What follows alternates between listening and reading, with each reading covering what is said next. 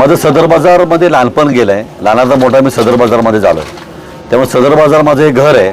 त्यामुळे सदर बाजारच्या लोकांसाठी फक्त रक्षक प्रतिष्ठानचं ऑफिस आपण सुरू केलेलं आहे.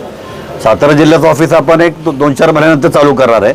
हे जे ऑफिस चालू केलेलं आहे हे फक्त सदर बाजारच्या लोकांसाठी आपण चालू केलेलं आहे की सदर बाजारच्या लोकांना माझ्यापर्यंत येण्याची कष्ट करू नये. कारण सदर बाजार माझं घर आहे. तिथल्या माता माऊलींना जवळ पडावं म्हणून हे ऑफिस चालू केलं आहे. त्यांनी त्यांचं काम काय आहे ते फक्त एकदाच ऑफिसला यायचं आहे.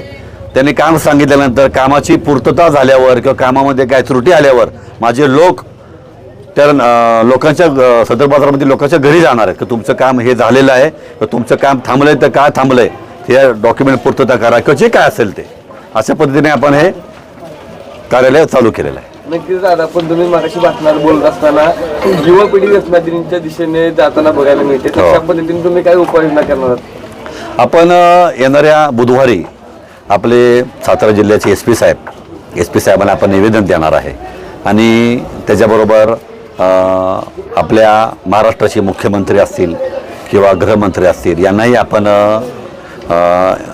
मेलद्वारे आपण हे निवेदन पाठवणार आहे त्यांना की सातारा जिल्ह्यामध्ये जे गुटखा आहे चालू आहे अनलिगली किंवा गांजा असेल किंवा काय त्या टॅब्लेट्स खातात लोक, हे व्यसनातून लोक तरुण पिढी बाहेर पडावी. कारण हे मेट्रो सिटीमध्ये व्यसन चालूच आहे. ते व्यसन आज साताऱ्यामध्ये आले आहे आणि ते साताऱ्यातले व्यसन आपल्या घरापर्यंत येऊ नये ह्यासाठी आपण ह्या गोष्टी आत्ता जर नाही थांबलो आपण तर हे खूप मोठ्या प्रमाणात वाढेल. त्यासाठी आपण हे SP साहेबांना निवेदन देणार आहे.